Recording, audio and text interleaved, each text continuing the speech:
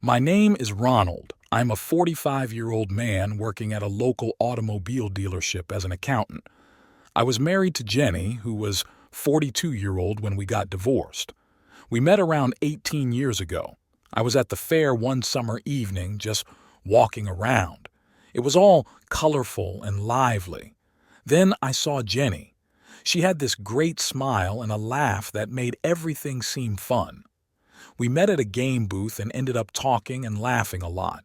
As time went on, we got to know each other better. We faced some tough times together, but we also had a lot of happy moments. After a few years, we decided to get married. Our friends and family were there, and we promised to be there for each other. That fair, where we first met, turned out to be the start of our special journey together. We lived in a small town, but 3 years ago, we moved to New York. I had to move as there was no jobs in my hometown. As soon as we moved, my life turned upside down. Since expenses were on the higher side, I had to put a ton of hours at work. I always took care of my wife and ensured that we have a good life. So far, we don't have kids and we do not plan one in the near future. I used to work during the days and Jenny used to ensure that the house was taken care of. She did all the grocery and most of the work was taken care by her. We took a vacation to the Caribbean last year with some money that I had saved. Not the cruise vacation one, but a smaller on the beach one. She did complain that she wanted a cruise one. I promised her that in a few years I'll get her that dream vacation. Life was good, both in and out of bed. She did have a high drive, though. There were times that I was tried but had to perform to ensure that things are settled and my wife sleeps satisfied. My father always told me, keep your wife happy in bed and she will keep you happy out of it. Everything was going fine till Jenny discovered the internet. She was not very tech savvy, but she used to check her emails, get on YouTube, but not much. Now she was getting on it and spending around 3-4 hours at a stretch. At first I did not know about it, but I got to know about it when the quality of my dinner went for a toss. I asked about it, but she said that she was busy. The next change was in bed. She was trying new things. I asked about it and she stated that she saw on the internet. So now my wife was also surfing porn in the internet. It was not bothering me a lot at first, but then one day I came home to find her on her phone making a video on her phone. She was making her daily vlog. I found it amusing and asked for dinner. She stated that she did not make it. So we went out for dinner. She was happy the day as she had made her first TikTok video, and it got 1,500 views. During our drive back home, I told her that it's okay to make such video as long as it does not impact your everyday schedule, like it happened today.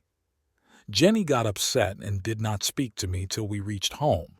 I did not want her to be sad till I talked to her and explained that I did not mean to hurt her, and later we end up getting intimate again. She was a bit different that day. I have heard that angry post-fight sessions are awesome. Experienced it today. Next morning, I asked Jenny to join some work as that will not only channel her time for something constructive but also will help with finances. She agreed and joined a local shopping center as a shift supervisor. She started spending time there and it seemed that her mood was better and she was more confident now. I was wrong. Under that happy mood, my wife was getting distant from me. She was changing. She now was less active in bed, citing that she is tired and wants to sleep. She started talking back a lot and regular arguments were common. I was a bit concerned. I offered to go for a weekend break, just two of. It was my idea of reconnecting with her again. She refused. Then came that fateful day that changed our relationship forever, and the damage done on this day would never be repaired again. We had a huge argument regarding her attitude at home. She used to work and come home and start with her vlogs. I had making dinner every day. However, it was tiring to do it alone and I'd wanted her to help me. She refused. I told her that we need to work together and we are nothing without each other. She walked up to me and stated that she is an independent woman and she can do whatever she wants and achieve whatever she points her finger at. She does not need me. That night she came for intimacy with me, and I refused. She got on top of me and angrily said that I want you right now and you will obey. I shrugged her off and walked out of the room. She screamed and cried. I was sad and had no clue how to deal with this. I knew she was not cheating in me, and I knew that she does not love me either. I was going to office and coming back home, a routine I've always followed. The only thing missing was my wife and her smile. She did not speak to me. Neither did I. A week later, my wife came up and told me that she either wants me to open our marriage or get divorced as she cannot live with me anymore. I offered to go for a therapy together or just try to reconnect. She stated that I no longer qualify as her husband as I am too traditional for her now. I did not understand and asked her to explain, but she could not. She just wanted me out of her life and did not want anything to do with me. I asked if she has someone else in her life. She stated that she is not a cheater and will wait for the divorce to be settled before she dates anyone. She expected me to do the same. I told her that at our age it gets difficult to start dating again and she would just be a prey for simps and younger men who just want to get in her pants. She rebuffed and stated, I am capable enough to handle herself and can still get a better and more successful man than me. I told her why would a successful man choose her over a younger woman in her 20s. She said she brings in experience and maturity. Any wise man would choose her and her wisdom. She is good in bed and knows how to handle a relationship. I sarcastically told her that I can see her handling our relationship successfully. I told her just because you can move your hips in bed does not make you a catch. I can pay and get someone who is better one, a younger one, and lot tighter one, any day that I want. She screamed and told me that she is done and does not want me near her. The situation was something that I had never experienced, and I had no clue how to deal with this. How can she drift apart so fast? I moved out of the house and stayed at a friend's place for a week and later moved to a different place that I leased. Jenny, on the other hand, kept making her vlogs and sharing her experience about her separation and how she is healing from years of abuse and neglect. I was angry and called her for that video. She stated that I never gave her time and I never pampered her. I pointed out our dinners, our yearly vacations, and everything I had done. I asked her if all that I did for her ever mattered. She hung up. I had everything recorded, not because I wanted to produce that in the court, but as it was my final discussion with her and it would serve as a painful reminder if I ever felt weak and tried to crawl back to her. I did, however, checked her videos for any clues if she was cheating on me. Did not find any. We got divorced 6 months later and I had to part ways with a lot of my hard-earned money and some investments I made during our marriage. I opted not to pay alimony and decided to have a one-time payment that would settle the matter. Jenny had agreed as it was better if we do not meet again. A few days later, a video notification came up for a new video from Jenny. I opened and this is what she said. I got ghosted by the first guy I went on a date with after my divorce. We went out a couple of days ago. I downloaded Bumble 3 days ago because I was just like, I'm gonna dip my toes back in the water and whatever. So I matched with this guy.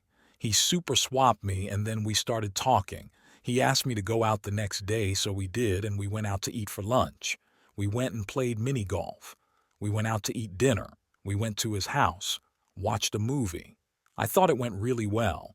He even said I would usually never ask a girl out from an app so quickly, but I felt really intrigued by you or whatever. I even told him because we spent a lot of time together. I was like, if you need me to leave or whatever, then that's fine. He was like, no, I'm a super straight up person. I'll just tell you if I'm not feeling it or whatever. I think we have a nice time. I leave and then we talk a little bit the next day, message back and forth. Then today I did not hear from him at all, and I see that he has unmatched me on Bumble, deleted me off Snapchat, and blocked me on Instagram. I'm just like, our last message, he asked me what I was doing and I told him what I was doing. Then he opened that and it's really upsetting, not because I think this guy was going to be the love of my life or because I really liked him so much, but it's more upsetting like the fact that that was my first date since my divorce, and it's like, okay, it's going to be like that then. Also because Whenever you have been, sorry, I don't mean to cry, but whenever you have been hurt and deceived and been through intimate partner betrayal and you already doubt your intuition and you don't trust yourself, I've been really, really good in my healing journey so far. Yeah, I felt like I did trust myself and I felt like I've been doing a really good job. And then something like this happened, and it's just kind of like maybe I overestimated, like myself. Why he did that, I did message him on Snapchat, which I don't know if he'll even get it or open it because he did unadd me. But I was like, if you didn't like me, you could have just told me. And it was funny because he like prided himself on being so mature, and he is a year younger than me, but he has 2 kids and like a good job and like is a homeowner. And like, I don't know, I just was not getting that vibe from him. This is called getting pumped and dumped. Yes, you overestimated yourself, and this scenario is exactly what I told you will happen. Your Chad did what he had to do for his one night of free fun. Young sailors always learn sailing on old boats. You are just an old boat. Your wisdom and maturity do not matter, as your flings would never go past the first fun night. Chad and Tyrone are only looking for your pants, not your wisdom. The only thing that you can offer are your skills for pleasing them in bed. Good luck with that. Watching her miserable and watching my prophecy come true gives us different level of satisfaction. I too installed Bumble, and tonight I am going on a date with a 28-year-old fitness instructor. I am not looking for a long-term relationship, but if it goes well, I will surely rub it in Jenny's face. Until then, have a nice day.